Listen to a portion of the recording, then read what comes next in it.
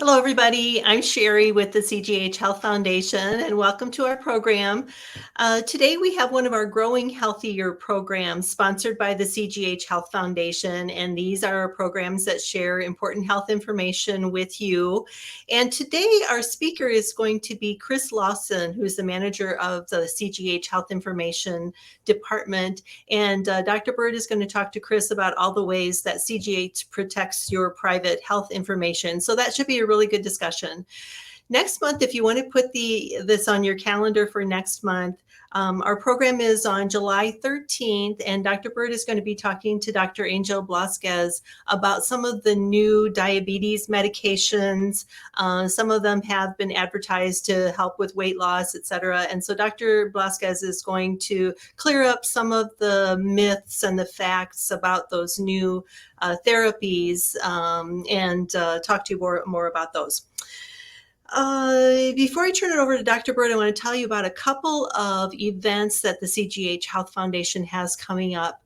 Our focus this year has been on dementia and all of the services and therapies and care that we can give to people who are either affected by or caring for someone who has dementia. So next Wednesday, that's June 7th at noon, we're doing a program called Dementia Therapies, and we'll have 3 speakers from our rehab department. They will be Lindy LeMay, who's a speech pathologist, and Ali Yumbri Pass, who's a physical therapist, and Brianna Hamstras, who's an occupational therapist. And they're going to be talking about the different therapies that we can provide to people who have dementia. And it will be a box lunch is going to be provided. So we do need you to RSVP. And the RSVP will go to Beth Sturck, who is our new dementia navigator. And Beth can be reached at 815-625-0400. Her extension is 3977. And anyone who has dementia or caregivers of people with dementia is welcome to attend that program. And that being said, I will turn it over to Dr. Bird. Thank you, Sherry. Appreciate it, as always. Hello, everyone. I'm Dr. Bill Bird, Chief Medical Officer here at CGH Medical Center. Thanks for taking the time to watch our interview today. And I'm interviewing today. We typically do clinical stuff about clinical things that are happening, but today's a little different. Our marketing team thought it might be helpful, and I agree with them, to interview Chris Lawson, who is our financial services manager. And Chris is involved with how we protect your information for when you see us here at CGH, your health information. So Chris is the person who's going to be able to answer a lot of questions. I'm going to have Chris get on here with me now. Hi, Chris. Hi, Dr. Bird. Welcome. Thank you. So Chris knows all, sees all as far as health information goes here at CGH. And as we go through this, for those of you who are watching live, feel free to send your questions our way, and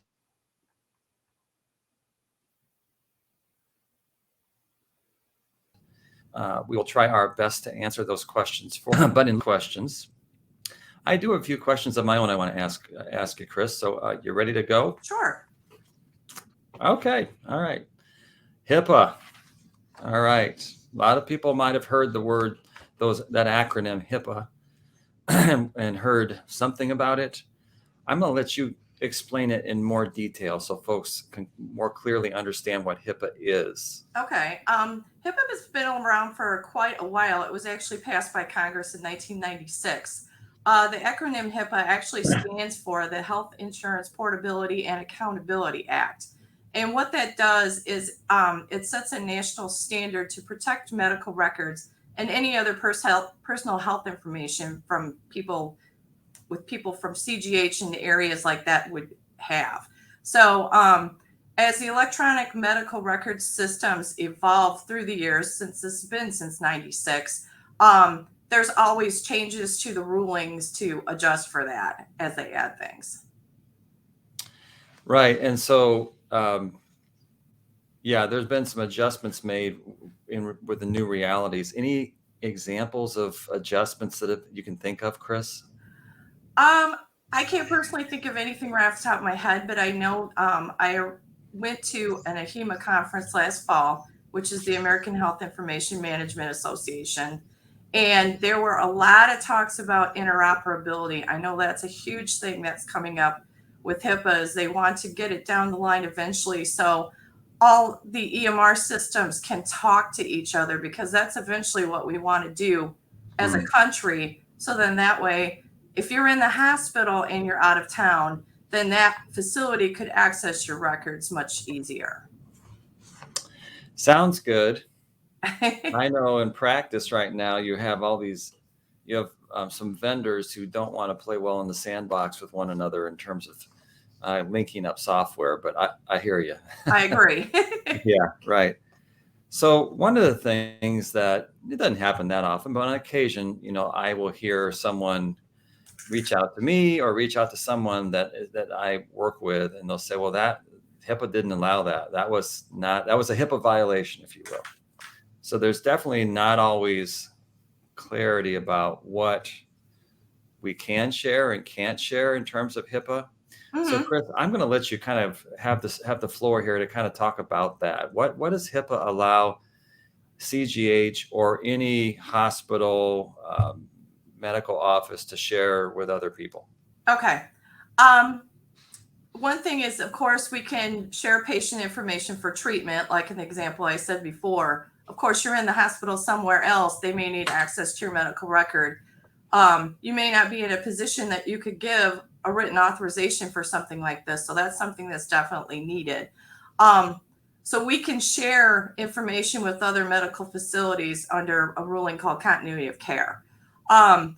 Also, we can share with insurance companies, specifically your insurance company. So if you're seeing, and it's under your private insurance or it's under workman's comp, if they have more questions before they need to review for payment, we can send medical information to them without a patient authorization in that case. Occasionally we get requests from attorneys, especially if there's subpoena or a court order, then that's a legal document that has us send the patient information without an authorization. And of course, when you come into the doctor's office and say, for example, I was in the doctor yesterday and he handed me a copy of my lab report while I was sitting in the office. He knew it was me. He gave it to me. He didn't physically have to have me sign a form to get that. Also under that, and I'll mention this a couple of times, we have something in-house called a personal representative, and we can also share information with that personal representative without a signed authorization. Yeah, good. So one of the things that you had mentioned was insurance companies. So yes, what happens really commonly, correct me if I'm wrong, Chris, is that we will see our doctor and the doctor will say, I think we need to get an MRI. And so to get that done, we have to do a pre-authorization. And that's one of the commonest areas now that we share information with your insurance company. Is that kind of how that rolls? That's one area. Yeah. In release of information, what we mainly deal with is usually on the back end after the service is done and after it's charged out. Okay. A lot of the requests we receive is they may not agree with the way we coded it. Okay. So they actually want to see the chart note to see if that justifies what we coded. Okay. So that's another way that would show up we'd have to share that with the insurance company. Correct. Okay. All right. You kind of started onto something that I had later on, but I think we'll just kind of go into it now. Sure. So this whole idea of a personal representative who also can receive information regarding our healthcare that we have here at CGH. Can you talk a little bit about what that process is? If you had, let's say, what I used to see in practice would be like an older patient who had an adult child who was requesting to be able to see or have conversations about their elderly parents. we'd have a form that the parent would sign off on. So can you kind of talk about that and how that works? Yes. We have several scenarios under the patient representative form. Like Dr. Bird, like you mentioned, for example, if I wanted access to discuss or view my own parents' records, my parents would have to come in to the main clinic, either the business office or our release of information office on the second floor. And we have these forms. We have them come in because they have to be witnessed by our staff. And since it has to do with sensitive health information, we want to make sure that it's done in person. But you can designate people to be your representative. You can designate it that they can have access to anything, just like they are the patient, or they can designate only certain areas. So say if there's a parent and they only want their children to deal with their billing, they could just designate that. Or if they only wanted to have conversations with the office but not necessarily view the medical record, they could get as general or specific as they want. The thing is that once it's signed, it's filed in both the charts, in the clinic chart and the hospital chart, so that way it's aware in our entire system. And the only way that it stops is the patient themselves has to revoke that form. Is there a time limit on those forms, Chris? There is not. Okay. All right. For some reason, I was thinking we used to have like a time limit of how long those were in play. I don't believe so, because I actually looked up my own form the other day, and because I want to go in and modify mine because it's been a really long time, and I think mine was done in 2010. Okay. So, and it's still in my chart. Yeah. Okay. Got it. So Carrie was asking, you see that question there, Chris? You want to? Yes, I do. That's one of my staff in HIM. Okay. What's the policy for spouses or family members when patient is present? When patient is present, I'm assuming she means patient is present like in the physician's office. I mean, that's really verbal. If they're with you, whether they discuss that with you. Mm-hmm. If they want more specifics, then they want to have a conversation outside of the doctor's office or want access to records, that would fall under the personal representative. Okay. Very good. One of the things about releasing information that's a little more nuanced is with kids and all that. So do you want to talk a little bit about that, Chris, in terms of what is when, because I've heard, we've been through this, that sometimes that parents will get upset because there's certain situations where, believe it or not, for their children, we're not able to release information. So I'll let you kind of talk about that a little bit. Yes. Parents can have access to their children's entire chart up until the age of 12. Then from 12 to 17, that's where it gets a little tricky, because the preteen, teenage years, there could be situations where the patient may be pregnant, may have sexually transmitted disease, may have mental illness, drug abuse. Those fall under HIPAA, where if we don't have a personal rep form from the child allowing the parent to view that record, we can't do that. And of course, if the parent or the child does sign it for the parent to view the entire chart, then we would do that. Of course, that would become null and void when they turn 18, because then they'll be an adult. Yeah. So it's mental health, it's reproductive health. Yes. It's substance abuse. Those are the kind of the big buckets that from 12 to 17, they would need to sign off for. Yes, that's correct. And I'm getting into the weeds a little bit, but I want to bring this up. So like if you have a situation where the child only gives that consent for one of the two parents, that's what we hold to. Is that right? That's correct. Okay. All right. So there's that side of things too. Okay. That's kind of helpful. I'm glad we had a chance to talk about that. Let's talk a little bit now about what safeguards that we have in place here at CGH to protect patient's health information. So I'll let you kind of talk about that a little bit. Okay. Well, the release of information staff at CGH, of course, are well trained in HIPAA compliance. They review any request that we receive in the facility. So we could receive it by mail, fax, email, and occasionally we even get those verbally over the phone. But we have guidelines that the compliance department utilize daily to ensure that we're only sending the medical records necessary for each situation. The compliance officer also has software that monitors the access of records by our employees to make sure that only information is being accessed for the purpose of doing the employee's job. Okay. All right. And so let's go down the path of, I mean, we have a lot of safeguards in place that prevents health information from being shared and from what we call a breach happening. Mm-hmm. But it happens. So I'm going to let you talk about what do we do if there is a breach of patient information, Chris. Okay, so the compliance officer, he looks at every complaint to determine whether there's been a breach or not in the first place. If it is determined that a breach has been made, it's reported to the government's Office of Civil Rights, and then they also notify the patient what's going on as well. Okay. All right. So we have a process, basically there's a process in place if that occurs. Definitely. All right. All right.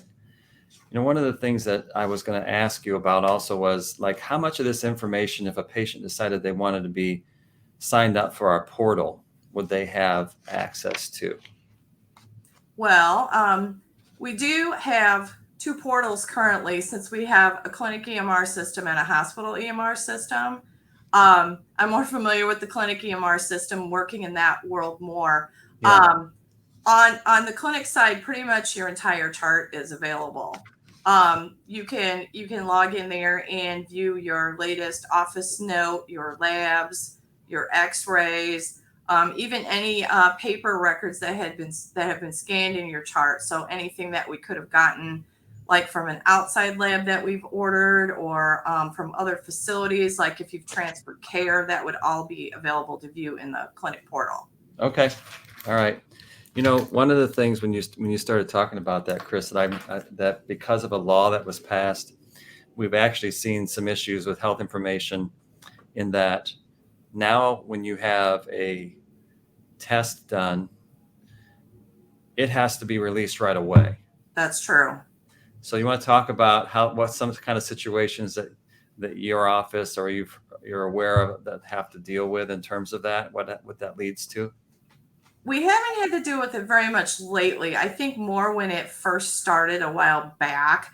I know there used to be a hold that they would allow the doctor 48 hours to get a result for a test before they would release it. But now it's released as soon as it's done. And the biggest issue is, if a patient gets in and looks, they may not understand what the report says. And I think the biggest thing is, you need to have your provider explain that thoroughly to you. I mean, I think it's a good thing that it's available for the patient, but it might not be understood completely. Yeah. Yeah. So I just bring it up to folks that part of as the powers that be are trying to make your record, and that you have access to it whenever you want to have access to it, particularly through electronic means like portals, that now when you have a test done, sometimes the test will beat, they'll see your eyes will see those tests before your doctor's eyes see them sometimes, because in the course of a day, or if it happens to be like the test was done closer to a weekend and the result comes back and the doctor didn't see it that Friday and then doesn't see it until the Monday. Granted, critical labs are communicated to the physicians or whoever's on call for the physicians, but non-critical labs and diagnostic tests, there could be a lag. And yeah, I think that the smoke is settled, or the dust has settled a little bit on that, but it's a reality for some folks is that I've had that they've been anxious about what they are reading and not quite understanding it yet. Right. But that's in trying to have transparency, we do create some of those kind of situations that we have to just kind of work through.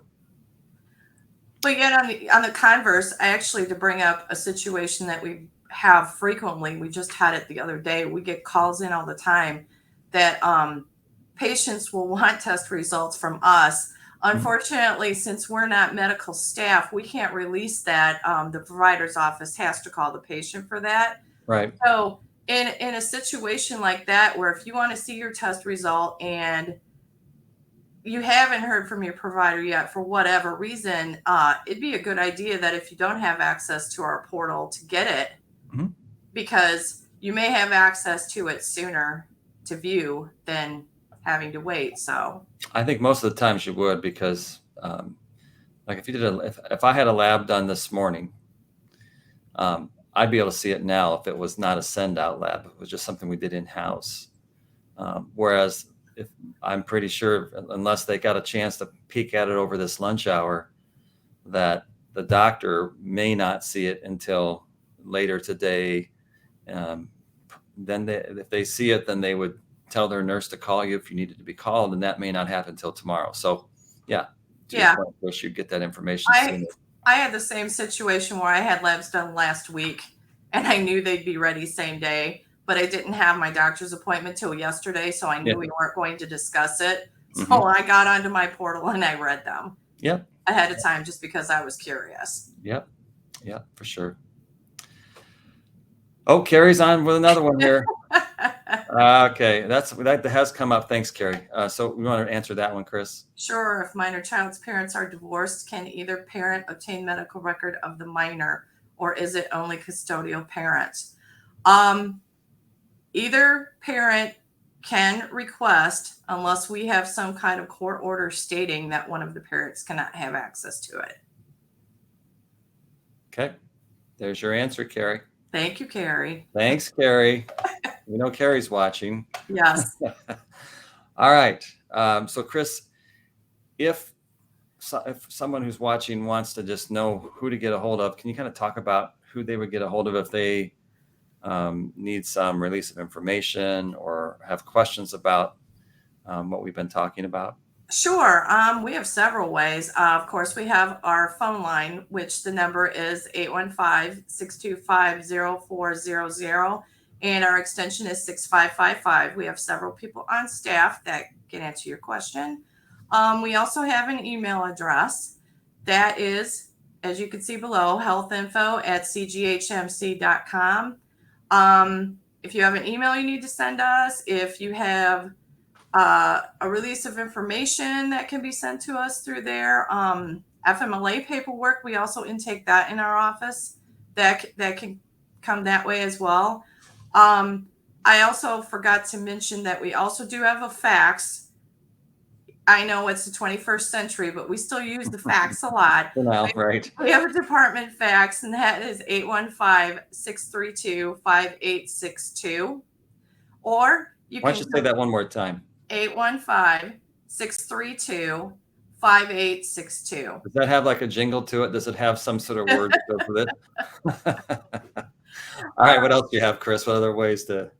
And of course, you can come and see us. Our office is located at the main clinic on the second floor, just off the elevators. Okay. Would they go to a different place if they needed information, if it was for for stuff that was done here at the hospital? Nope. One-stop shop. So yeah, usually what it is it's a walk-in basis. So if you need a medical record for something, you walk in, you sit down, you sign your release, and we print off while you wait. Awesome. Okay. Good stuff. All right. Chris, thank you so much for your time. For those who are watching, I'm trusting you found this helpful. And as always, if you found this helpful, share it with other folks so they're kind of aware of what Chris and I discussed today. Chris, thank you so much. Thank you, Dr. Bird. All right. So what I'd like to do before I sign off is there's a couple shout outs, announcements I'd like to make here. So first is Jen Porter. Jen is our employee of the month for the month of June. Jen is an echo tech here at the hospital. So the echocardiograms where they run the transducer over your heart and check to see how your heart is pumping and the valves. That's Jen. Jen and Chris run that department downstairs. And so congratulations to Jen. well deserved. Wanted to highlight an event happening. We will have a booth there as well. It's called Out of This World, and it's a child fair, and it's going to be at Sauk Valley Community College, June 3rd. So that's Friday. Okay, that's happening soon, folks. So everybody's out of school. Let's get them over there to the child fair. Very good. And then finally, I just wanted to highlight that June 22nd, I'm going to have Dr. Kay Wynn. I know there's a lot of letters there on that second word, but it's actually Wynn, who's going to be, I'm going to be interviewing. And she is our new teleneurologist. So she is a neurologist on staff here who actually sees patients remotely. So it's going to be an interesting conversation to talk to someone who does that for a living. So we're going to have her on June 22nd. So please put that down in your calendars and plan on watching our interview with Dr. Wynn. Okay, well, I think it's time for me to sign out. I thank those of you who have watched live. Please share this, as I mentioned before. This is Dr. Bill Bird, Chief Medical Officer here at CGH Medical Center. Hope you have a great week. Thank you.